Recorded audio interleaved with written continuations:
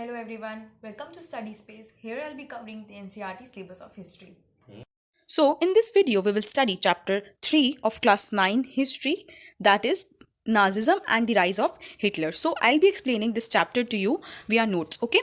So, let's begin. Birth of Weimar Republic, okay? First World War. Germany was defeated in the First World War. After the war was over, the monarchy in Germany quits. ठीक है, तो हुआ क्या, first world war में हमारे Germany को defeat मिली थी, यानी हार मिली थी, उसको हरा दिया गया था।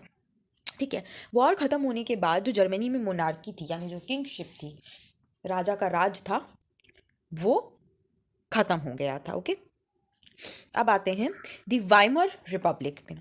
ठीक है, तो जर्मनी को वाइमर रिपब्लिक क्यों बोला जाता है? क्योंकि एक नेशनल असेंबली बनी थी जो कि वाइमर में मिली थी और उन्होंने कॉन्स्टिट्यूशन लिखा था जर्मनी का, इसलिए जर्मनी को वाइमर रिपब्लिक बोलते हैं। ओके, वर्किंग, ठीक है, वर्किंग कैसे होती है इस वाइमर रिपब्लिक की, देखते हैं। Deputies were elected to the German parliament और राइक्सटैग। ओके, तो ये जो डेपुटीज होती हैं वो इलेक्ट होती हैं जर्मन पार्लियामेंट में, इन्हें हम राइक्सटैग भी बोलते हैं। ओके,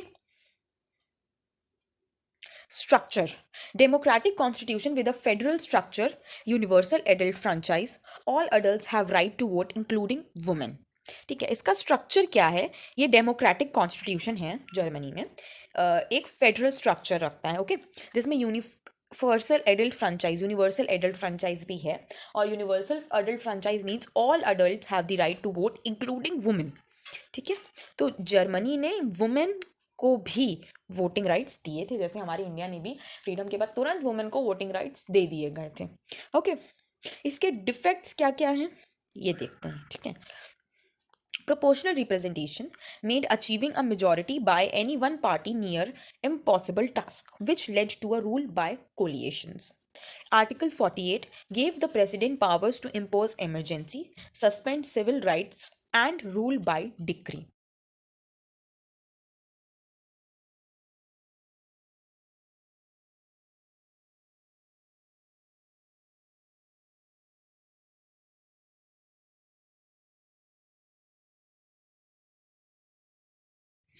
अब भाई प्रोपोर्शनल रिप्रेजेंटेशन होता क्या है?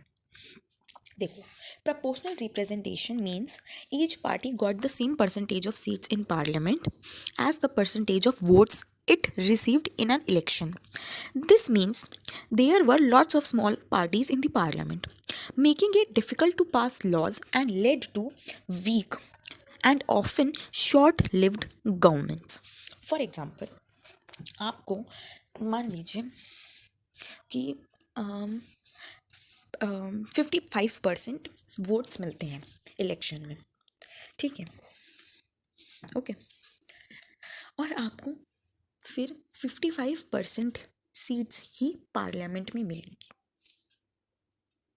ठीक है, और पार्लियामेंट में कोई भी लॉ या रूल पास कराने के लिए हमें मेजॉरिटी चाहिए होती है। ठीक, अब आपके पास, और हमेशा जो ऑपोजिशन वाली पार्टी होगी, ठीक है, वो तो आपके विरुद्ध ही वोट करेगी, है ना। इसमें क्या होता था, जो स्मॉल स्मॉल पार्टीज भी इलेक्शन में पार्ट लेती थी, उसको जितना वोट मिला, ठीक है, उतनी परसेंट सीट उनको भी दे दी गई। ठीक है, तो मेजॉरिटी जो है वो आपके पास आपके हित में नहीं आती थी, जो रूलिंग पार्टी होती थी उसके में, क्योंकि ऐसे स्मॉल स्मॉल स्मॉल स्मॉल बहुत सारी पॉलिटिकल पार्टीज जो थी वो पार्लियामेंट में बट गई थी। ठीक है, एक ऑपोजिशन नहीं था स्ट्रॉन्ग, बाकी छोटे छोटे छोटे छोटे बहुत सारे ऑपोजिशंस थे स्ट्रॉन्ग। ठीक है, जिसकी वजह से पार्लियामेंट में कोई भी लॉ पास कराना बहुत डिफिकल्ट हो जाता था। ठीक है, इसलिए गवर्नमेंट वीक हो जाती थी और जल्दी ही कोलैप्स्ड हो जाती थी। ये होता है। ठीक है, तो ये मेजॉरिटी, ठीक है, किसी भी एक पार्टी से मेजॉरिटी अचीव करना बहुत ही इम्पॉसिबल सा टास्क बन जाता था। इसमें ऐसा लिखा है ना, made achieving a majority by any one party in a near impossible task. ठीक है, which led to a rule by coalitions, यानी कि रूल ठप्प पड़ गया, सरकार जो है वो बदलनी पड़ जाती थी हर बारी यही होता था। ठीक है, आर्टिकल 48 क्या कहता है? आर्टिकल 48 प्रेसिडेंट को सारी पावर्स दे देता है, इमरजेंसी इम्पोज करने की भी, सिविल राइट्स को सस्पेंड भी करने की। ठीक है, और खुद का रूल चलाने की, कि भैया प्रेसिडेंट की इजाज़त से सब कुछ होगा, प्रेसिडेंट कुछ भी कर सकता है, ठीक है। हमारे यहाँ ऐसा नहीं होता, हमारे यहाँ प्रेसिडेंट नॉमिनल हेड होता है, यानी नाम का हेड होता है, सारी पावर्स ज़्यादातर प्राइम मिनिस्टर के हाथ में होती है। पर इसका मतलब ये नहीं कि प्राइम मिनिस्टर अपनी मनमानी कर सकता है। प्राइम मिनिस्टर को हर रूल पास कराने के लिए प्रेसिडेंट के सिग्नेचर्स लगते ही हैं, ठीक है। तो दोनों एक दूसरे पे थोड़ा बहुत चेक रखते हैं, ठीक है। प्लस हमारे यहाँ ऑपोजिशन भी स्ट्रॉन्ग रोल प्ले करती है, क्वेश्चन आवर एंड बहुत कुछ होता है, तो इसमें ऐसा कुछ नहीं था, इसलिए इसके कुछ ऐसे डिफेक्ट्स थे, ओके। अब हम आ जाते हैं नेक्स्ट पेज पर। The republic was not received well by its own people, largely because of it had to accept the peace treaty of Versailles after Germany's defeat at the end of the First World War. ठीक है, Republic अपने ही खुद के members से सही से mail जोल नहीं रख पा रही थी, ठीक है। तो भैया जर्मनी की पीपल से क्या रखेगी, जब आपके जो हित में लोग हैं आपसे जुड़े हुए, आपके साथ के, जब वो ही आपका साथ नहीं दे रहे हैं, तो आप लोगों का मन कैसे जीतेंगे, है ना, ठीक है। ये ऐसा क्यों हो रहा था, क्योंकि जो वाइमर रिपब्लिक था, उन्होंने जो पीस ट्रीटी ऑफ वर्साई थी उसको एक्सेप्ट कर लिया था जब जर्मनी को वर्ल्ड वॉर 1 में हार मिली तब, ठीक है। वो ट्रीटी ऑफ वर्साई थोड़ी अनफेयर सी थी, वो पूरा वॉर का सब कुछ जर्मनी पे थोपना चाहते थे, ताली एक हाथ से नहीं बचती है, ठीक है। तो वॉर उन्होंने भी उतनी लड़ी थी और जर्मनी की डिफीट हुई, तो जाहिर सी बात है जर्मनी को ज़्यादा लॉस हुआ होगा, ठीक है। मैं ये नहीं कह रही कि उनको लॉस नहीं हुआ होगा, उनको लॉस हुआ होगा, पर जर्मनी को ज़्यादा लॉस हुआ होगा क्योंकि उन्होंने हार मानी है, डिफीट हुई है उनकी, ठीक है। और सब कुछ वो पूरे वॉर का रिस्पॉन्सिबल जर्मनी ही बना रही थी, वो अपनी कुछ रिस्पॉन्सिबिलिटी ले ही नहीं रही थी कि सब जर्मनी ने किया, सब जर्मनी ने किया। तो भैया जर्मनी ने सब कुछ किया है तो तुम फिर खुद को डिफेंड करते, अटैक नहीं करते, पर ऐसा नहीं हुआ था, ठीक है। इसलिए ये थोड़ी अनफेयर सी थी ट्रीटी वर्साई। अब इसके बारे में हम पढ़ेंगे कि ट्रीटी ऑफ वर्साई की क्या क्या टर्म्स एंड कंडीशंस थी जो कि अनफेयर थी, ठीक है। Germany lots it's overseas colonies, ठीक है। हम लोग भी जानते हैं कि इंडिया भी ब्रिटिश की कॉलोनी थी, तो उस समय ऐसा चला ही था कॉलोनाइजेशन का, एक प्रचलन सॉर्ट ऑफ चला था, तो उसमें जर्मनी की भी कुछ कॉलोनीज थी, तो उसको उन कॉलोनीज से हाथ धो बैठना पड़ा था, ठीक है। जर्मनी से वो कॉलोनीज छीन ली गई थी। 13% ऑफ इट्स टेरिटरीज, ठीक है। जर्मनी की 13% जितनी भी टेरिटरीज थी जर्मनी की, वो भी फ्रांस और ने कब्जा कर लिया था, फ्रांस, इंग्लैंड, यूएसए, इन लोगों ने, ठीक है। 75% ऑफ इट्स आयरन, ठीक है, 75% आयरन जर्मनी को देना पड़ा था, 26% कोल देना पड़ा था। अलीड पावर्स डीमिलिटराइज्ड जर्मनी, जो अलीड पावर्स थे, अलीड पावर्स में कौन कौन, ब्रिटेन, फ्रांस, यूएसए, रशिया, ये मेन पावर्स थी अलीड की, है ना। तो इन्होंने जर्मनी को डीमिलिटराइज्ड कर दिया था, यानी कि कोई आर्मी जर्मनी नहीं रख पाएगी, ठीक है। कंपनसेशन भरना था 6 बिलियन यूरोज का, इट्स अ ह्यूज अमाउंट। और इसके मतलब आप इतने सालों तक वॉर लड़ने के बाद जर्मनी हार गई थी तो उसको ज़्यादा लॉस हुआ होगा, तो भी उसके पास इतना बड़ा अमाउंट उसे पे करना था, कहाँ से लाती जर्मनी पैसा, ठीक है। लॉस्ट रिसोर्स रिच राइनलैंड से हाथ धो बैठना पड़ा था जर्मनी को। Many Germans held the new Weimar Republic responsible for not only the defeat in the war but the disgrace at Versailles, ठीक है। काफ़ी जर्मन्स ऐसे थे जिन्होंने नई वाइमर रिपब्लिक को जिम्मेदार ठहराया था उनकी हार का, और जो उन वर्साई में उनकी बेइज्जती हुई उनका भी, कि भैया जो नई वेमर रिपब्लिक है उसी की वजह से सब कुछ हुआ है, इनकी वजह से तो पहले हमारी हार हो गई और दूसरा हमें वर्साई में बेइज्जती झेलनी पड़ी, हमारे साथ अन्याय हुआ उसका। अब भैया वॉर्स का इफ़ेक्ट क्या पड़ता है, देखिए वॉर एक बहुत ही गलत चीज़ है, इसमें कभी किसी की हार जीत नहीं होती, जो भी लोग इन्वॉल्व रहते हैं उन दोनों की ही हार होती है एक तरीके से। सबसे ज़्यादा सिविलियंस जो हैं हमारे वो परेशान होते हैं, कंट्री को किसी भी तरीके का कोई भी प्रॉफिट नहीं होता। इस समय भी रशिया और यूक्रेन वॉर पे हैं, ऐसा नहीं कि सिर्फ यूक्रेन का लॉस हो रहा है, रशिया का भी बहुत लॉस हो रहा है, सबसे ज़्यादा वहाँ की सिविलियंस सफ़र कर रहे हैं, कंट्री की इकोनॉमी बहुत ज़्यादा डाउन हो जाती है, और पूरा जो क्या कहते हैं सॉर्ट ऑफ कंट्री का खजाना होता है वो सब खाली हो जाता है, क्योंकि वो सब कुछ वॉर पे लगा देते हैं। वॉर की वजह से कंट्री का ट्रेड रुक जाता है, व्यापार रुक जाता है और खेती बाड़ी रुक जाती है, क्योंकि उनको वॉर में लड़ने के लिए ज़्यादा से ज़्यादा सोल्जर्स चाहिए होते हैं। तो आगे सिविलियंस भी निकल के आते हैं एंड सारी फोर्सेस इन्वॉल्व होती हैं और आपको बहुत तरीके के वेपन्स चाहिए होते हैं, उसमें खर्चा होता है। तो कंट्री जो कि पब्लिक हेल्थ में, एजुकेशन में और सब कुछ में जो खर्च करना चाह रही थी वो सब कुछ कंट्री वॉर पे लगा देती है। तो बहुत लॉस होता है वॉर में, और सिर्फ एक साइड का नहीं, दोनों साइड्स का बहुत ज़्यादा लॉस होता है।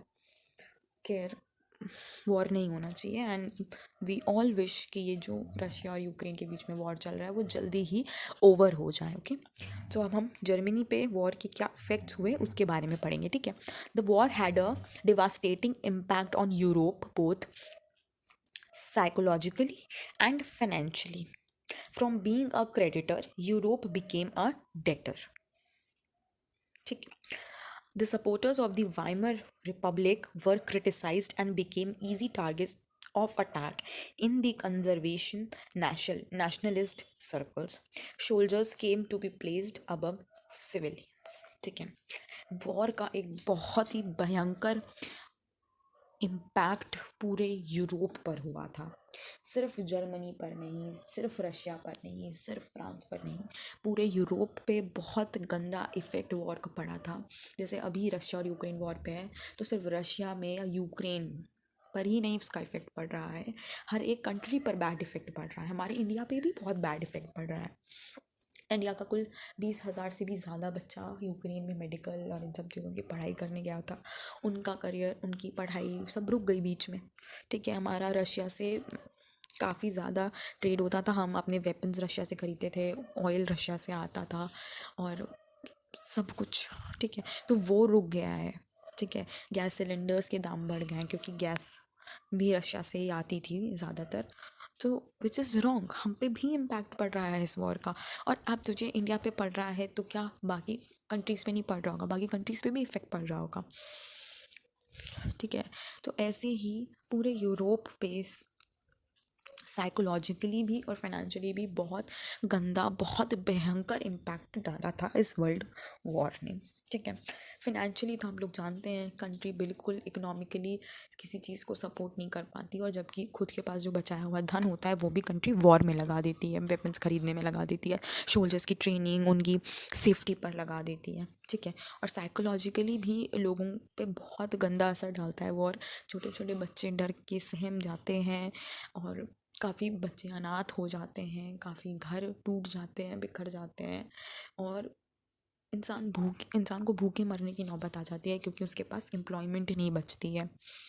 ठीक है, अब मतलब यूरोप एक ज़माने में क्रेडिटर का काम करता था, पैसा देता था।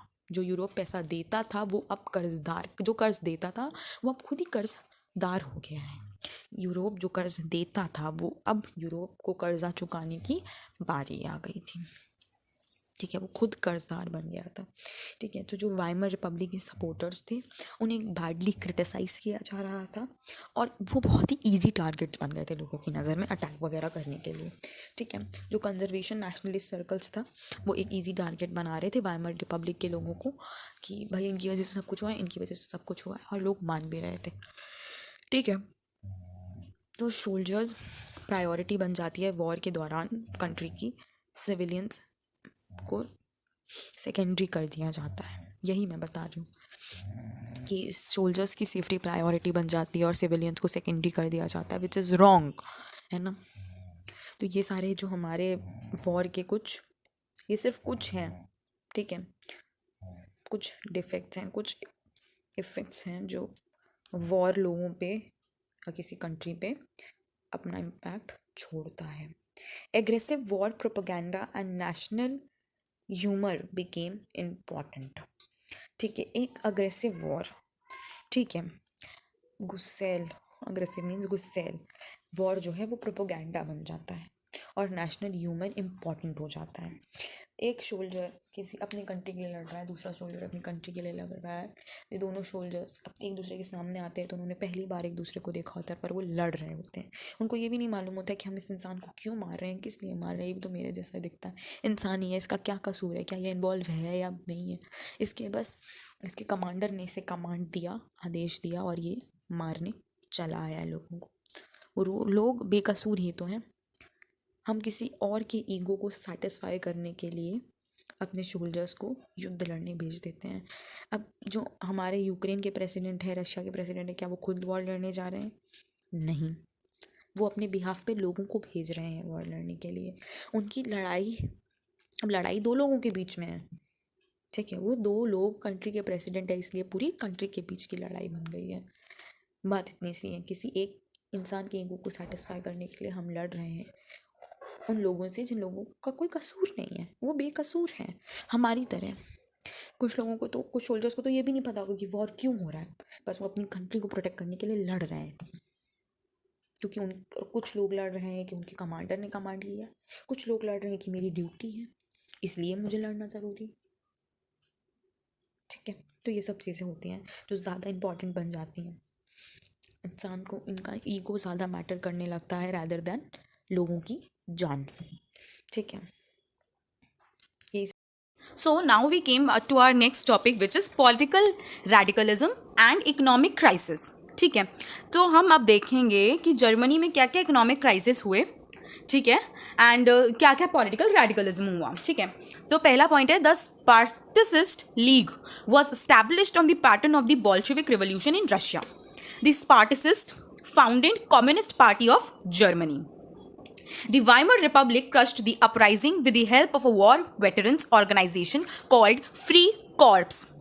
In 1923, Germany refused to pay the war compensations, so France occupied its leading industrial area, Ruhr. Okay? To counter this, Germany started printing paper currency recklessly. The value of the mark collapsed and the prices of goods rose. There was hyperinflation. ठीक है, तो जो हमारी स्पार्टिसिस्ट league वो किस behalf पे establish हुई थी? जैसे बॉल्शेविक रेवोल्यूशन हुआ था रशिया में, उसी पैटर्न पे ये स्पार्टिसिस्ट लीग जर्मनी में स्टैब्लिश हुई थी, ठीक है। तो ये क्वेश्चन आ सकता है कि स्पार्टिसिस्ट लीग जो थी वो किस पैटर्न पे स्टैब्लिश करी गई थी? तो आप क्या लिखेंगे? बॉल्शेविक रेवोल्यूशन इन रशिया, ठीक है। तो ये इंपॉर्टेंट पॉइंट है जो आपको याद रखना चाहिए कि ये जो हमारी स्पार्टिसिस्ट लीग थी वो रशियन रेवोल्यूशन के पैटर्न पे स्टैब्लिश हुई थी, ठीक है। तो स्पार्टिसिस्ट ने फाउंड क्या किया, उन्होंने क्या बनाया? कम्युनिस्ट पार्टी बनाई जर्मनी में, रशिया में नहीं, जर्मनी पढ़ रहे हैं, सॉरी। स्पार्टिसिस्ट ने कम्युनिस्ट पार्टी बनाई जर्मनी में, ठीक है।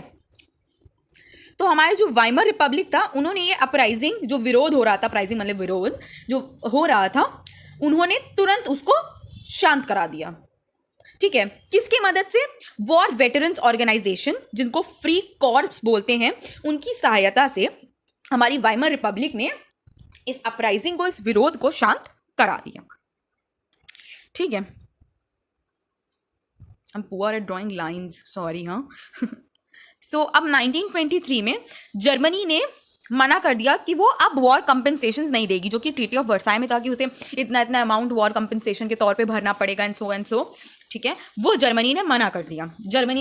तो फ्रांस ने क्या किया? उनका सबसे ज़्यादा इंडस्ट्रियल एरिया अपने कब्जे में ले लिया, उसको कैप्चर कर लिया, ठीक है। और वो एरिया कौन सा था? Ruhr, okay. रूर नाम का एक एरिया था, इंडस्ट्रियल एरिया जर्मनी का, जो कि बहुत अच्छा था, लीडिंग इंडस्ट्रियल एरिया था। वो फ्रांस ने कैप्चर कर लिया। क्यों कैप्चर कर लिया? क्योंकि जर्मनी ने वॉर कंपेंसेशंस देने से मना कर दिया था 1923 में। ये सब जितने भी इंपॉर्टेंट पॉइंट्स हैं, ये सब मैं बता रही हूँ, उसमें रीजंस भी दिए हुए हैं कि फ्रांस ने ऐसा क्यों किया, ठीक है, और क्या कैप्चर किया फ्रांस ने और कब कैप्चर किया। तो ये सब बहुत इंपॉर्टेंट पॉइंट्स हैं जो आपसे as a one word answer पूछे जा सकते हैं कि फ्रांस ने क्यों ऑक्यूपाई किया लीडिंग इंडस्ट्रियल एरिया, ठीक है, और उस लीडिंग इंडस्ट्रियल एरिया का क्या नाम था, किस सन में उन्होंने कैप्चर किया था, एंड वगैरह वगैरह, ठीक है। तो ये सब आप ज़रूर से एक बारी पढ़ लें। कुछ ना समझ में आए तो कमेंट बॉक्स में मुझसे नीचे पूछ लें। ओके, तो इसका मुकाबला करने के लिए जर्मनी ने अपनी जो प्रिंटिंग पेपर करेंसी थी, जैसे नोट जैसे बोलते हैं हम लोग, जैसे 2000 का नोट, 500 का नोट हमारे इंडिया में चल रहा है अभी, वैसे ही अपनी पेपर करेंसी, कॉइन्स होती है करेंसी, एक होती है पेपर करेंसी जो नोट जिसे हम बोलते हैं, तो वो उन्होंने प्रिंट करना शुरू कर दिया। ठीक है, ओके, तो ये जो वैल्यू थी मार्क की वो कोलैप्स हो गई, क्योंकि उन्होंने एकदम से मतलब बस प्रिंट करे जा रहे, कोई मतलब नहीं है। ठीक है, और उन्होंने प्रिंट करना शुरू कर दिया, और जिसकी वजह से उसका मार्क जो है, उसकी जो वैल्यू है वो कोलैप्स्ड हो गई, खत्म हो गई एकदम से, और जो प्राइसेस थे गुड्स के वो एकदम से हाई हो गए, इसलिए हाइपर इन्फ्लेशन हो गया। ठीक है, बहुत एकदम से महंगाई एकदम से बढ़ गई। ठीक है, तो ये सारे रीजंस हैं। ओके, तो अब हम पढ़ते हैं the years of depression. Great depression आया था, ठीक है, 1930 में पूरे यूरोप में, वॉर के बाद में। तो वो इतना ज़्यादा वॉर ने इफेक्ट किया था, एक तो फर्स्ट वर्ल्ड वॉर था, जोश भी बहुत हाई था लोगों का, और उसने ग्रेट डिस्ट्रक्शन मचाया था। ठीक है, तो इसकी वजह से डिप्रेशन आया था, बिल्कुल कुछ खाने के लिए, या फिर बहुत प्राइसेस हाई हो गए थे, और बहुत सारी चीज़ें फेस करनी पड़ी थी लोगों को, और अमेरिका में भी आया था, पूरे यूरोप में आया था, काफ़ी लोग परेशान हुए थे ग्रेट डिप्रेशन के दौरान। तो जो ग्रेट डिप्रेशन था वो, अब हम उसके बारे में थोड़ा बहुत जान लेते हैं कि वो क्या हुआ था एग्जैक्टली। तो जो वॉल स्ट्रीट एक्सचेंज थी वो क्रैश हो गई थी 1929 में। वॉल स्ट्रीट एक्सचेंज है अमेरिका की स्टॉक मार्केट। ठीक है, एकदम से स्टॉक के प्राइसेस बहुत हाई हो गए, फिर एकदम से बहुत गिर गए। ठीक है, जिसकी वजह से बहुत ज़्यादा, ठीक है, उतार चढ़ाव लोगों को देखने को मिले, और लोग इसे बेयर नहीं कर पाए, और अमेरिका की गवर्नमेंट भी नहीं समझ पाई कि एकदम से हुआ क्या। तो लोगों को कुछ साल तो इसको समझने में लग गए, भूखमरी, लोग भूखे मरे, लोगों के पास एम्प्लॉयमेंट नहीं थी, खाने के लिए नहीं था, दाम बहुत बढ़ गए थे, लोग नहीं सर्वाइव कर पा रहे थे। ठीक है, ना ही सरपास कर पा रहे थे इन सब चीज़ों को। तो ये शुरुआत हुई इसकी अमेरिका से, जब वॉल स्ट्रीट एक्सचेंज जो है हमारी वो कोलैप्स्ड हो गई, क्रैश्ड हो गई 1929 में। तब से हमारा जो है वो ग्रेट डिप्रेशन शुरू हो गया। अब यूरोप वैसे ही हारा हुआ था ऑलरेडी, क्योंकि यूरोप काफ़ी टाइम से वॉर लड़ रहा था, और यूएसए ने लास्ट में वॉर ज्वाइन किया था। ठीक है, तो जो यूरोप था उसको सारी उम्मीदें अमेरिका से ही थी कि भाई, ना रशिया के पास कुछ था, ना इंग्लैंड के पास, ना फ्रांस के पास, जर्मनी तो हम जानते हैं, ऑस्ट्रिया हंगरी, ऑटोमन एम्पायर, सब के जो किंग्स थे वो भाग गए थे इधर उधर। ठीक है, तो वो सब उम्मीद रख रहे थे अमेरिका से, और अमेरिका में ये वॉल स्ट्रीट एक्सचेंज जो है हमारी क्रैश हो गई 1929। तो अमेरिका भी क्या करे अब। ठीक है, इसलिए जो 1929 और 1932 के बीच का जो पीरियड था, उसमें नेशनल इनकम जो थी यूएसए की, वो पूरी आधी हो गई, आधी गिर गई, बढ़ी नहीं है, गिरी है। ठीक है, वो पूरी गिर गई, आधी नेशनल इनकम यूएसए की धड़ाक से नीचे गिर गई, क्योंकि एकदम से स्टॉक मार्केट में बूम हुआ, और फिर वो बूम होके क्रैश हो गई, जिसकी वजह से लोगों को काफ़ी भारी मात्रा में नुकसान झेलना पड़ा था। बैंक्स भी जिसे कवर नहीं कर पा रहे थे, बैंक्स के पास भी पैसा नहीं था जो वो लोगों को पैसा दे पाए। ठीक है, तो बहुत ही बर्बादी का समय था ये, जिसको आज तक हिस्ट्री में याद किया जाता है। तो ये जो रिसेशन था, इसके जो इफेक्ट्स थे, क्योंकि यूएसए पे ज़्यादातर लोग डिपेंडेंट थे, पूरा Europe he near by dependent था, और उस समय इंडिया तो भैया इंग्लैंड की कॉलोनी थी। ठीक है, तो हमारा कुछ भी स्टैब्लिशमेंट इतना था नहीं, तो पूरा जो वर्ल्ड था वो मोस्टली यूएसए पर ही डिपेंडेंट हो गया था उस समय, और यूएसए में एकदम से स्टॉक मार्केट क्रैश हो गई, जिसकी वजह से पूरे वर्ल्ड को इसके इफेक्ट्स जो थे ग्रेट डिप्रेशन के, वो झेलने पड़े थे। ठीक है, ओके, तो ये ऐसा हुआ था कुछ ग्रेट डिप्रेशन। ठीक है, अब भैया जर्मनी पे क्या इफेक्ट्स थोड़े हम देख लेते हैं बड़े। ठीक है, तो effects of Germany received short term loans largely from the US, industrial production reduced, workers lost their jobs, youth took to criminal activities, small businessman and self employed suffered as their business get ruined. People lost confidence in the democratic parliamentary system which seemed to offer no solutions. तो भैया Germany भी short terms loan ले रहा था USA से, क्योंकि उसके पास कुछ नहीं बचा था अभी, इतना उसको वॉर डिस्ट्रक्शन मिला, ऊपर से ये जो ट्रीटी ऑफ वर्साई के हार्श टर्म्स उसे सफ़र करने पड़े थे, पूरा कंपनसेशन देना पड़ता था, अपना इंडस्ट्रियल एरिया गंवा दिया, बहुत ज़्यादा जर्मनी सफ़र कर रहा था, इसलिए वो शॉर्ट टर्म्स लोन लेने का था यूएसए से। पर जब यूएसए की मार्केट में पैसा ही ख़त्म हो गया मतलब, तो फिर उन्होंने भी लोन्स देने से मना कर दिया, और वो जो उन्होंने लोन्स पहले दिए थे उसके पैसे मांगने लगे। तो जर्मनी बहुत ज़्यादा ही डिप्रेस्ड हो गया था उस समय। गवर्नमेंट को कुछ समझ नहीं आ रहा था कि वो पैसे कहाँ से लाएं, क्या करें ऐसा। ठीक है। तो इंडस्ट्रियल प्रोडक्शन भी रिड्यूस हो गया था, क्योंकि जो लीडिंग प्रोडक्शन एरिया था रूर, वो तो भैया फ्रांस ने ऑक्यूपाई कर लिया था। इसकी वजह से इंडस्ट्रियल प्रोडक्शन भी खराब हो गया, वर्कर्स की नौकरी चली गई जब इंडस्ट्रियल प्रोडक्शन नहीं रहा। तो जो हमारी यूथ थी उन्होंने क्रिमिनल एक्टिविटीज़ करना शुरू कर दिया, चोरी चमारी डकैती ये सब। ठीक है, तो अब क्या करेंगे, जब इंसान के पास खाने के लिए नहीं है तो मजबूरी में उसे चोरी करनी पड़ी या फिर क्रिमिनल एक्टिविटीज, किसी का खून कर दिया, पैसे लूट लिए, सॉर्ट ऑफ। ठीक है, जो स्मॉल बिजनेसमैन थे और सेल्फ एम्प्लॉयड थे उनका बिजनेस भी खराब हो गया था, तो वो भी अनएम्प्लॉयड हो ही गए थे। ठीक है, लोगों को कॉन्फिडेंस जा रहा था धीरे धीरे, क्योंकि गवर्नमेंट कुछ नहीं कर पा रही थी, तो समझ में नहीं आ रहा था कि वो क्या करे। उसके हिसाब से सारे रास्ते बंद हो गए थे। ठीक है, तो लोगों अपना कॉन्फिडेंस भी गवर्नमेंट पे खोने लगे थे कि भैया गवर्नमेंट तो कुछ कर नहीं रही, हाथ पे हाथ धरे बैठी हुई है, ये सिचुएशन खत्म ही नहीं हो रही है। और जब ऐसी सिचुएशन होती है तो आदमी ज़्यादा फ्रस्ट्रेट और इरिटेट हो जाता है। तो ऑफकोर्स गवर्नमेंट को ही बोलेगा कि भैया कुछ तो करेगी गवर्नमेंट, कुछ तो करेगी गवर्नमेंट, पर गवर्नमेंट को कुछ समझ ही नहीं आ रहा था कि वो क्या करे, इसलिए लोगों को कॉन्फिडेंस भी गवर्नमेंट में से जा रहा था, क्योंकि गवर्नमेंट कोई भी सोल्यूशन उन्हें नहीं दे पा रही थी। ठीक है, ये था। अब इसी में हिटलर ने फ़ायदा उठा लिया और उसकी पावर जो थी, हिटलर रोज टू पावर। ठीक है, हिटलर ने पावर गेन कर ली इसी समय में। अब हम देखते हैं हिटलर ने कैसे पावर गेन करी। Hitler was born in Austria in 1889। He acted as a messenger corporal in the First World War. Okay, he joined the German Workers' Party and renamed it National Socialist German Workers' Party. Later, this came to be known as the Nazi Party. By 1932, it had become the largest party with 37% votes. ठीक है, अब जो भैया Hitler थे वो Austria में पैदा हुए थे 1889 में। ओके, तो वो एज अ मैसेंजर या कॉर्पोरल की तरह फर्स्ट वर्ल्ड वॉर में उन्होंने काम किया था। ठीक है, और हिटलर भैया आप जानते ही थे कैसे सब कुछ, क्योंकि हिटलर ने फर्स्ट वर्ल्ड वॉर देखा ही था अपनी आंखों से, तो और वो सिचुएशन जर्मनी की देख ही रहे थे, तो उन्होंने सोचा अब बहुत हो गया, अब मैं जर्मनी को खड़ा करूँगा, फिर से मैं जर्मनी को वहीं ऊंचाइयों तक पहुंचाऊंगा जहां वो पहले था। तो उन्होंने जर्मनी की जर्मन वर्कर्स पार्टी जो थी वो ज्वाइन कर ली और उससे नया नाम दिया, नया नाम था nationalist socialist German workers party. Okay, ठीक है, ये नया नाम दिया। फिर उन्होंने वो नाम चेंज करके भी नाजी पार्टी, उस पार्टी का नाम रख लिया, जब वो बाद में उस पार्टी के लीडर बन गए। अभी तो मेंबर बने थे, ठीक है, फिर धीरे करके वो लीडर बन गए। फिर 1932 में जब वोटिंग हुई, इलेक्शंस हुए, तो ये लार्जेस्ट पार्टी बन गई, जिसके सबसे ज़्यादा वोट्स थे, वो थे 37% वोट्स, सबसे ज़्यादा पार्टी ये बन गई। तो अब ये ऐसे आ गए हिटलर पावर में। और नाजी पार्टी का जो सिंबल था वो था स्वास्तिक, अपने हिंदू धर्म वाला। ठीक है, ये आपको याद रखना है। ठीक है, कि पहले पार्टी का नाम क्या था, बाद में हिटलर ने क्या किया, फिर एकदम एंड में पहले था जर्मन वर्कर्स पार्टी, फिर हुआ national socialist German workers party, फिर उन्होंने कर दिया नाजी पार्टी। ये अक्सर आता है कि पहले क्या नाम था, फिर क्या हुआ, फिर एकदम एंड में हिटलर ने क्या नाम रख दिया। ठीक है, और प्लस सिंबल भी। ओके, तो अब हम आते हैं डिस्ट्रक्शन ऑफ डेमोक्रेसी। अब देखते हैं जर्मनी में डेमोक्रेसी का डिस्ट्रक्शन कैसे किया हिटलर ने।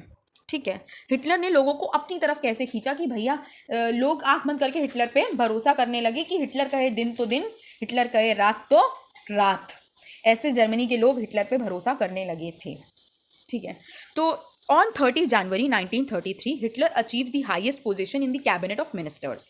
ठीक है, Hitler now set out to dismantle the structures of democratic rule. The fire decree of 28 February 1933 suspended civil rights like freedom of speech, press, and assembly. Communists hurriedly packed off to newly established concentration camps.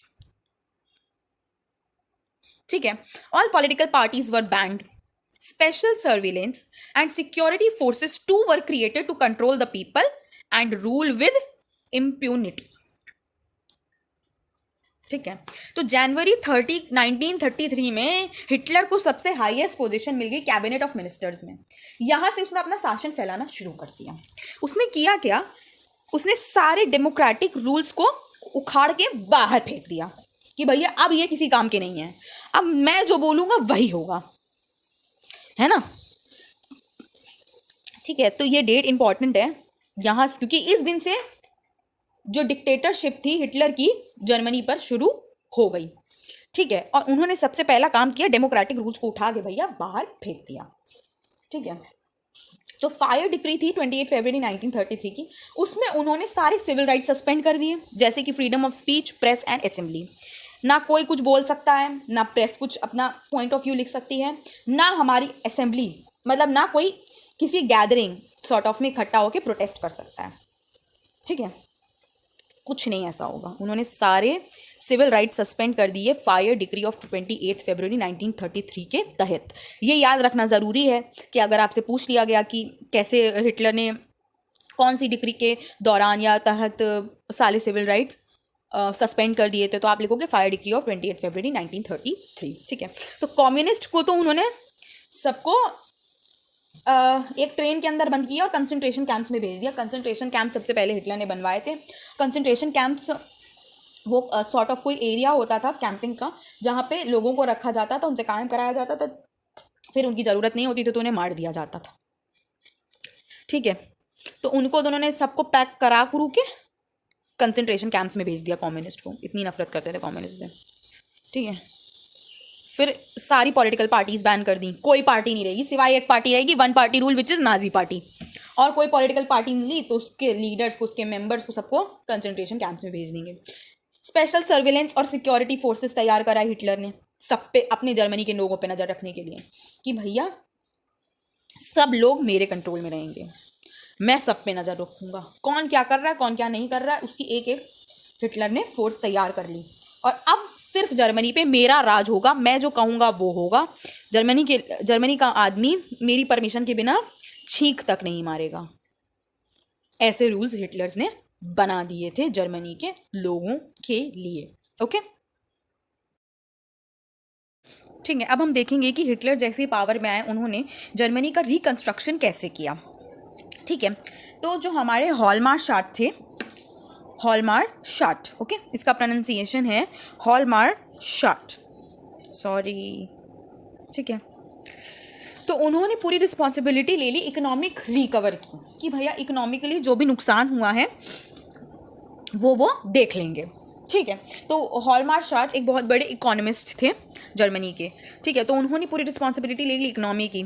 ठीक है, the state founded project produced the famous German super highways and people's car the Volkswagen. ठीक है, Hitler reoccupied the Rhineland in 1936, he integrated Austria and Germany in 1938, acquired German speaking Sudetenland. Hitler chose war to recover from economic crisis. तो जो state ने projects निकाले German के super highways बनाने के लिए जिससे कि लोगों को एम्प्लॉयमेंट मिले, तो लोग को सोचेंगे कि भैया हाईवेज बनवाओ, सड़कें बनवाओ और ये सब चीज़ें बनवाओ तो इससे लोगों को एम्प्लॉयमेंट मिलेगा। ठीक है, तो लोगों को कुछ तो लगेगा कि हाँ भैया गवर्नमेंट कुछ कर रही है। उन्होंने कारें बनवाना शुरू कर दिया, कार्स, वॉक्सवैगन अभी भी चलती है हमारे इंडिया में भी, हमारे कानपुर में भी, सब जगह है। ठीक है, तो उन्होंने कार्स बनवाना शुरू कर दिया, हाईवेज बनवाना शुरू कर दिया ताकि लोगों को एम्प्लॉयमेंट जो है वो मिल सके। ठीक है, और उन्होंने राइनलैंड फिर से ऑक्यूपाई कर लिया 1936 में हिटलर ने। तो ये पूछा जा सकता है Hitler occupied which land in 1936, या फिर पूछ सकते हैं कि Hitler When did Hitler reoccupied the Rhineland? तो आंसर है 1936। ठीक है, तो उन्होंने वो जर्मनी और ऑस्ट्रिया को फिर से एक साथ रख लिया 1938 में, कोई ट्रीटी वीटी साइन करके आराम से अपना सीक्रेट नेगोशिएशन करके उन्होंने ऑस्ट्रिया को जर्मनी की तरफ फिर से कर लिया। ठीक है, उन्होंने फिर से सडेंटनलैंड को भी अपना बना लिया क्योंकि वहाँ पे ज़्यादातर लोग जर्मन बोलते थे, तो उन्होंने बोला अब सडेंटनलैंड भी हमारा, क्योंकि जर्मन बोलते हैं लोग, तो जर्मनी के लोग हुए तो जर्मन भाषा जर्मनी की है तो सडेंटनलैंड भी हमारा। ठीक है, उन्होंने सडेंटनलैंड भी एक्वायर कर लिया। हिटलर ने सोचा कि इकोनॉमिक क्राइसिस जो हमारे हैं वो वॉर की वजह से शुरू हुए थे। ठीक है, हम वॉर हारे इसलिए इकोनॉमिक क्राइसिस हुआ, अब इस बार फिर से वॉर लड़ेंगे और इस बार हम जीतेंगे तो हमारे इकोनॉमिक क्राइसिस कम हो जाएंगे, ख़त्म हो जाएंगे। इसलिए उन्होंने सोचा कि हम फिर से वॉर लड़ेंगे। उन्होंने वॉर चूज़ किया इकोनॉमिक क्राइसिस कम करने के लिए। उनको वॉर तरीका सही लगा इकोनॉमिक क्राइसिस को कम करने के लिए। ठीक है, अब देखते हैं आगे क्या होता है, वर्ल्ड वॉर 2 में क्या हुआ एग्जैक्टली। ठीक है, तो अब हम आ गए world war 2। On September 1939 Germany invaded Poland, started a war with France and England. In September 1940 a tripartite pact was signed between Germany, Italy and Japan. In June 1941, Germany attacked Soviet Union. Germany exposed through both sides, from the Western Front to Britishers, from the Eastern Front to Soviet armies. Soviet army defeated Germany at Stalingrad. Japan bombed the US base at Pearl Harbor. US entered the war. US drops atom bomb on Hiroshima and Nagasaki in Japan. The war ended in may 1945 with Hitler's defeat. सबसे पहले Germany ने Poland पे कब्जा कर लिया सितंबर 1939 में। ठीक, यहाँ से हो गई लड़ाई शुरू, सेकेंड वर्ल्ड वॉर यहाँ से शुरू हो गया। तो उन्होंने वॉर लड़ना शुरू कर दिया फ्रांस और इंग्लैंड के साथ में। सितंबर 1940 में उन्होंने एक ट्राइपार्टाइट पैक्ट साइन किया, जर्मनी, इटली और जापान ने। ये सब इंपॉर्टेंट है, ये कहीं से भी वन वर्ड आंसर में पूछा जा सकता है आप लोगों से। आप डेट बताइए, पैक्ट का नाम बताइए, किन कंट्रीज़ ने साइन किया था वो बताइए। ठीक है, आप इमीडिएट रीज़न दीजिए वॉर का, सब कुछ। जर्मनी ने पोलैंड पे कब्जा कर लिया, ये रीज़न है। ठीक है, जून 1941 में जर्मनी ने सोवियत यूनियन पे हमला कर दिया, तो रशिया आ गया वॉर में। सोवियत यूनियन हमारा रशिया। ठीक है, जर्मनी ने दोनों साइड से, वेस्टर्न फ्रंट से ब्रिटिशर्स पे वो करना शुरू करा हमला, और ईस्टर्न फ्रंट से सोवियत आर्मीज पे शुरू किया हमला करना। ठीक है, तो ये भी बहुत इंपॉर्टेंट पॉइंट्स हैं कि वेस्टर्न फ्रंट से किसको हमला किया, ईस्टर्न फ्रंट से किस पे हमला किया जर्मनी ने। ठीक है, तो जो हमारी सोवियत आर्मी थी उन्होंने जर्मनी को स्टेलिनग्राड में हरा दिया। अब ये भी पूछा जा सकता है, सोवियत आर्मी ने जर्मनी को कहाँ हराया, या स्टेलिनग्राड में किसने किसको हराया, जर्मनी ने किसको हराया, सॉरी जर्मनी को किसने हराया। तो जापान ने क्या किया, यूएस बेस पर्ल हार्बर पे बॉम्ब फोड़ दिया। अब यूएस वॉर पे आ गई, यूएस ने भी वॉर में शामिल हो गया, क्योंकि जापान ने बॉम्ब फोड़ दिया उसके पर्ल हार्बर पे, पोर्ट पे, यूएस बेस पे। ठीक है, तो यूएस भी अब वॉर में आ गया, यूएसए ने फिर एटम बॉम्ब फोड़ दिया हिरोशिमा नागासाकी में, जापान में। ठीक है, एटम बॉम्ब का नाम था फैट मैन और लिटिल बॉय और फैट मैन, दो बॉम्ब थे। ठीक है, वो उन्होंने हिरोशिमा और नागासाकी में जापान पे गिरा दिए। तो जापान ने भैया सरेंडर कर लिया, बस बहुत हो गया, हमारे एटम बॉम्ब गिर गए हम पर, अब हम ना वॉर लड़ने की स्थिति में है, ना हम लड़ना चाहते हैं। उन्होंने सरेंडर कर दिया। इटली से उधर मुसोलिनी भाग गए, और हिटलर ने सुसाइड कर ली, जिसकी वजह से मई 1945 में सेकेंड वर्ल्ड वॉर एंड हो गया हिटलर की हार के साथ। देखिए, वॉर कभी भी किसी भी चीज़ का सल्यूशन नहीं होता है। अगर आप मुसीबत में हो तो आप लड़ाई लड़ोगे कि आप उस मुसीबत का सल्यूशन ढूंढोगे। लड़ाई लड़ना किसी चीज़ का सल्यूशन नहीं होता है। ठीक है, तो ये हिटलर की पॉलिसीज़ ही गलत थी, हिटलर की सोच ही गलत थी, उसका पॉइंट ऑफ व्यू ही गलत था कि वॉर से सब कुछ हम रिकवर कर लेंगे और सब सही हो जाएगा। वॉर हमेशा डिस्ट्रक्शन ही फैलाता है, कभी वॉर किसी का फ़ायदा नहीं करा सकता, क्योंकि वॉर से सिर्फ डिस्ट्रक्शन होता है। ठीक है, आप देखते हैं हिटलर के क्या वर्ल्ड व्यू थे, नाजी पार्टी के क्या वर्ल्ड व्यू थे, वो क्या सोचती थी, वो उसके थॉट्स क्या थे, उसका पॉइंट ऑफ व्यू क्या था, हम ये जानेंगे। ठीक है, तो पहला पॉइंट है, according to Nazi ideology there was no equality between people but only racial hierarchy. Nordic German Aryans were at the top, while Jews were at the lowest, while all other races were between them. New territories had to be acquired for settlement of Nordic German Aryan race. ठीक है, जो हमारा Hitler था वो Aryan race का था। ठीक है, तो उनकी आइडियोलॉजी ये थी नाजी पार्टी की कि पीपल की, मतलब लोगों में कोई बराबरी नहीं हो सकती है, सिर्फ रेशियल हायरार्की ही हो सकती है कि हमारी रेस, हमारी जात बड़ी है, इसलिए हम बड़े हैं और हम बड़े बन के ही रहेंगे, हम किसी के सामने नहीं झुकेंगे, लोग हमारे सामने झुकेंगे, जो हमारी जात से छोटे लोग हैं वो हमारे सामने झुकेंगे। ठीक है, तो जो नॉर्डिक जर्मन आर्यंस थे वो सबसे टॉप वाली रेस थी, और जो ज्यूज थी वो सबसे लोएस्ट वाली रेस थी। ठीक है, और जो बाकी सारी रेसेस आती थी वो उन दोनों के बीच में आती थी। तो इसीलिए हिटलर ने सारे ज्यूज को कंसंट्रेशन कैंप्स में भेज के मरवा डाला, होलोकॉस्ट। ठीक है, ठीक है, तो जो नई टेरिटरीज थी उन पे कब्जा करना ज़रूरी हो गया था नॉर्डिक जर्मन आर्यन रेस को बढ़ावा देने के लिए।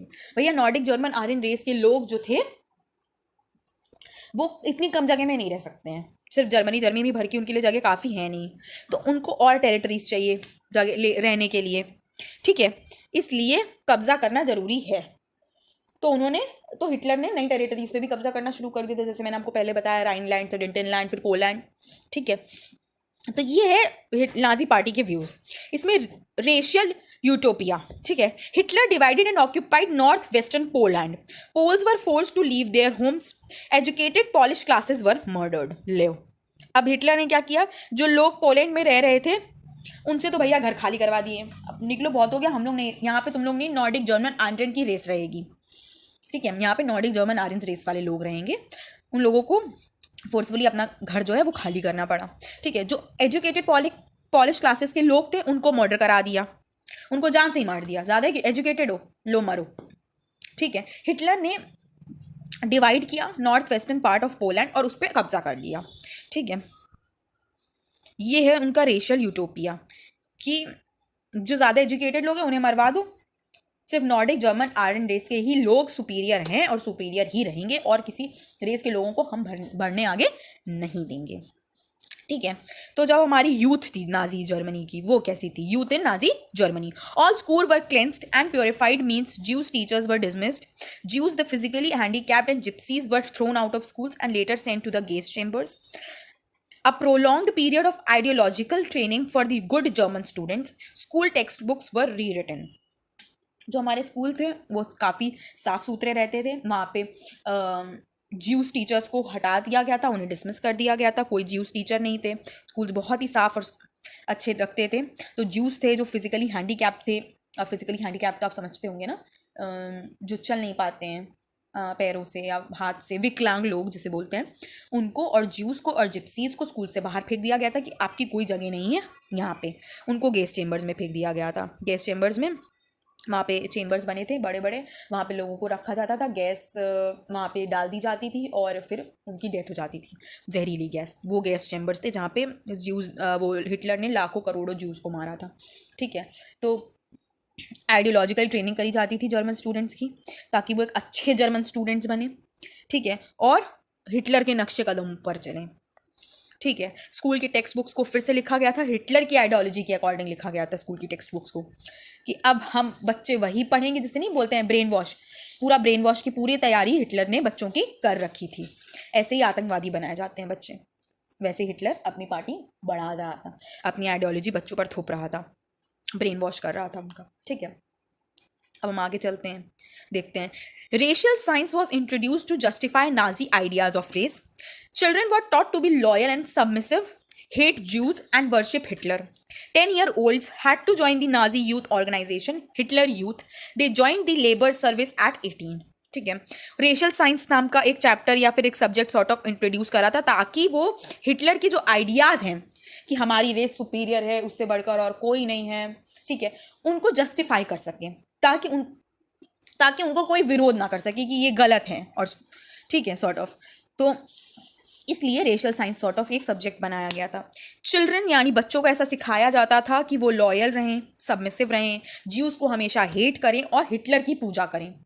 ठीक है, 10 साल के बच्चों को नाजी यूथ ऑर्गेनाइजेशन ज्वाइन करनी पड़ती थी, जो कि हिटलर यूथ भी कहलाती थी। ठीक है, ताकि उनका ब्रेन वॉश किया जा सके और उनको नाजी पार्टी में बाद में भर्ती किया जा सके। और 18 साल के होते ही उन्हें लेबर सर्विस ज्वाइन करनी पड़ती थी नाजी पार्टी की।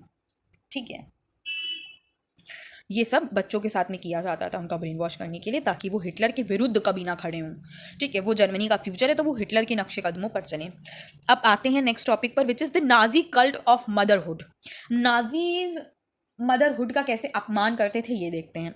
Boys were taught to be aggressive, masculine and steel hearted. Girls had to become good mothers and rear pure blooded Aryan children. All mothers were not treated equally. Women who bore racially undesirable children were punished.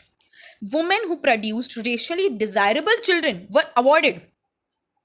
Honor crosses were awarded to encourage women to produce many children. Women who didn't follow prescribed code of conduct were publicly condemned and severely punished. ठीक है, तो जो लड़के थे उनको सिखाया जाता था कि वो गुस्सैल बने, ठीक है, और स्टील हार्टेड बने, पत्थर का दिल रखें, ठीक है, इमोशंस से दूर रहें, उनको ऐसा सिखाया जाता था, और गुस्सैल बने। ठीक है, ओके, हाँ, और गर्ल्स को ऐसा सिखाया जाता था कि आपको आगे चल के अच्छी माँ बनना है और प्योर ब्लडेड आर्यन चिल्ड्रन को ही जन्म देना है, कोई मोटिव ही नहीं, बच्चा पैदा करने की मशीन समझा जाता था औरतों को। गर्ल्स को शुरू से यही सिखाया जाता था कि उन्हें अच्छी माँ बनना है, बस उनका यही एम है लाइफ का, और सिर्फ प्योर ब्लडेड आर्यन चिल्ड्रन को ही पैदा करना है। सारी माँओं को इक्वली ट्रीट नहीं किया जाता था, विच इज़ वेरी रॉन्ग। माँ होती है, चाहे वो हमारी हो, आपकी हो, या किसी भी रेस के बच्चे की हो। ठीक है, तो जो रेशियली अनडिजायरेबल चिल्ड्रन पैदा करती थी उन्हें पनिश किया जाता था।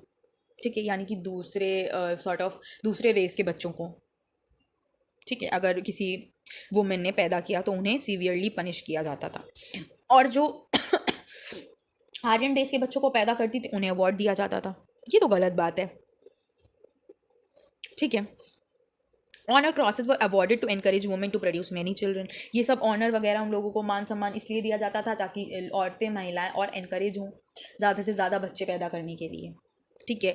हिटलर कुछ नहीं, सिर्फ अपनी आयरन रेस बढ़ा रहा था, अपनी पॉपुलेशन बढ़ा रहा था और कुछ नहीं कर रहा था वो, ठीक है। बाकी के रेसेस के लोगों को और ज्यूज़ को तो खासकर उन्होंने गैस चैम्बर्स में भेज ही दिया था मरने के लिए, ठीक है। वो सिर्फ चाहता था कि जर्मनी में सिर्फ एक रेस के लोग रहें, वो है आयरन रेस, जो कि सुपीरियर है, ठीक है। तो जो औरतें ये प्रिस्क्राइब्ड कोड फॉलो नहीं करती थी कि कैसे बच्चे पैदा करने हैं, किस रेस के बच्चे पैदा करने हैं, उनको बहुत ज़्यादा सीवियरली पनिश्ड किया जाता था, ओके। और पब्लिकली कंडेम्ड भी किया जाता था। ये एकदम ज़्यादती हो रही थी महिलाओं के साथ। उनकी भी अपनी लाइफ है, उनके भी अपने अधिकार हैं, अपनी इच्छाएं हैं कि वो जिस चाहे उस तरह से रह सकती हैं। और उनका मन, अगर उन्हें माँ बनना है तो ठीक है, नहीं बनना तो आप you can't force anyone to be a mother, ठीक है। मदरहुड एक बहुत ही अच्छी फीलिंग है जो खुद ब खुद आनी चाहिए एक औरत के अंदर, ठीक है। You can't force a women to be a mother, okay. So ये सब बहुत बहुत गलत किया हिटलर ने। खैर, अब हम इन्हें पढ़ रहे हैं तो हमें ये जानना चाहिए कि हिटलर कितना गलत था और ये सोच कितनी गलत है, ठीक है। तो अब हम नेक्स्ट टॉपिक पे देखते हैं, which is the art of propaganda, ठीक है। Mass killings were termed special treatment, final solution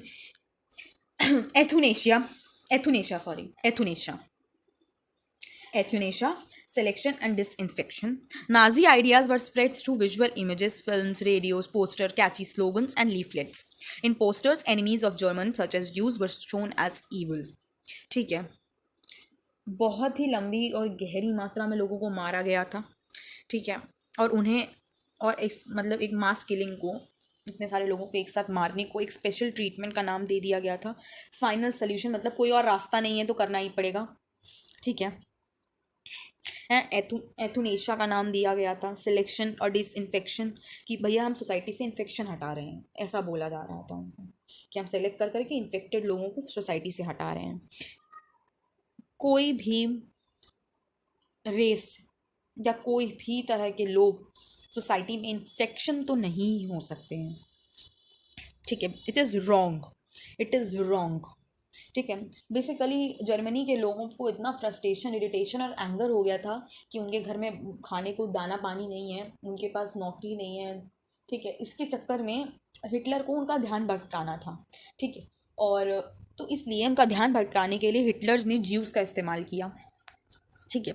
और ज्यूज़ को उनका एनिमी बता दिया, और एनिमी बताया तो फिर उसके बाद लोगों ने भी हिटलर का साथ देना शुरू कर दिया और लोगों को ढूंढ के ज्यूज़ को ढूंढ के उन्होंने गैस चेम्बर्स में भेजा और वहाँ पे हज़ारों की तादाद में मारे गए थे ज्यूज़, ठीक है।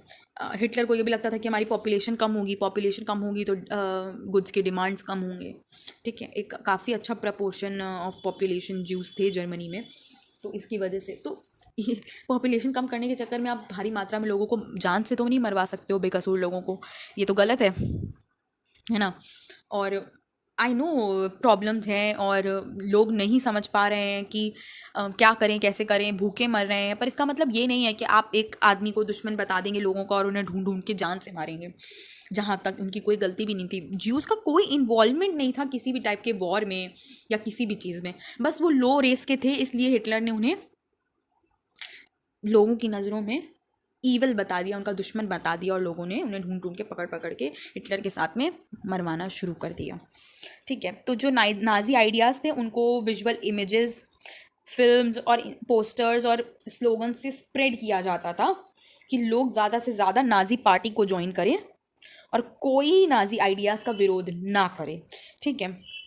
पोस्टर्स में जर्मनी के एनिमीज़ ज्यूज़ हैं ये पूरी तरह से दिखा दिया गया था, और ज्यूज़ को पूरी तरह से ईवल दिखा दिया गया था कि भैया अब ज्यूज़ ही ईवल हैं, ठीक है। अब यहाँ जाते हैं हम नेक्स्ट टॉपिक पे, क्राइम्स अगेंस्ट ह्यूमैनिटी, इंसानियत के विरुद्ध जो अपराध किए हैं नाजी पार्टी ने, उनके बारे में हम इधर पढ़ेंगे. Many people were influenced by the ideas of Nazi. They believe Nazism would bring prosperity and improve general well being. Every German was not a Nazi. Large majority of Germans were passive onlookers. ठीक है, ज़्यादातर लोगों ने Germany के जो Nazi party थी उसके idea से काफ़ी इन्फ्लुएंस हो रहे थे. लोगों को लगने लगा था कि जो नाजी पार्टी है वो हमारी जर्मनी में प्रॉस्पेरिटी लाएगी और जर्नल वेल बीइंग को प्रमोट करेगी, इम्प्रूव करेगी. हम लोग फिर से वही लाइफ जी पाएंगे जो वर्ल्ड वॉर फर्स्ट के पहले हम जी रहे थे. ठीक है, हर एक जर्मन नाजी नहीं था. ठीक है, जो ज़्यादातर मेजॉरिटी के जर्मन्स थे उन्हें देखने लगा था कि हाँ नाजी पार्टी कुछ तो गलत कर रही है. ठीक है, और अब हम जब पढ़ते हैं उसके बारे में तो ऐसा लगता था कि नाजी पार्टी ने कुछ सही नहीं किया है ना. तो लार्ज मेजॉरिटी ऑफ जर्मन्स को ऐसा लगता था कि नाजी पार्टी गलत है. वो पैसिवली दूसरे साइड के लोगों को भी देख रहे थे कि ज्यूज़ की आप बताइए कोई गलती नहीं थी, उनका कोई इन्वॉल्वमेंट नहीं था. अगर होता तो कहीं ना कहीं मेंशन होता किसी टेक्स्ट बुक में या कुछ में. ठीक है, उनका कोई इन्वॉल्वमेंट नहीं था और तो भी इतनी भारी मात्रा में उन्होंने ज्यूज़ को पकड़ पकड़ के कंसंट्रेशन कैंप्स में जिंदा जलाया है, मारा है, विच इज़ रॉन्ग. ठीक है, तो जर्मन के लोग भी मतलब जर्मन लोग भी ऐसा देख रहे थे कि कुछ तो है लोचा जो हमारी नाजी पार्टी कर रही है. ठीक है, द होलोकॉस्ट. ठीक है, Holocaust. Jews collected and preserved documents, wrote diaries, kept notebooks, and creative archives, which were called the Holocaust. Jews wanted the world to remember the atrocities and sufferings they had endured during the Nazi killings operations. ठीक है, काफ़ी Jews ने documents collect करके preserve करे.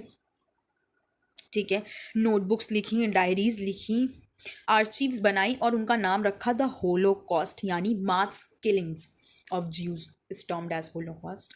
ठीक है, ताकि Jews ऐसा चाहते थे कि लोग पूरा संसार याद रखे जो हमने भुगता है, जो हमने सहा है और जो हमारे साथ अन्याय किया है नाजी पार्टी ने, उसे पूरी दुनिया याद रखे.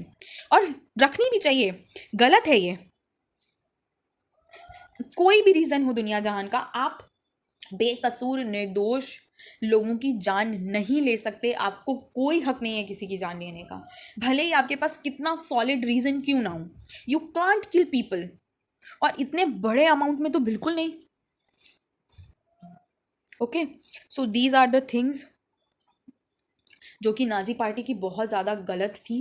उनकी आइडियोलॉजी बहुत ही छोटी थी और उन्होंने काफ़ी क्राइम्स करे थे जो हमारी ह्यूमैनिटी की अगेंस्ट हैं. Okay,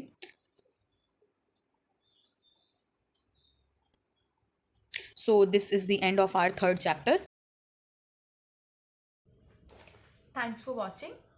The notes of the related topic are given in the description box below. Please like, share and subscribe.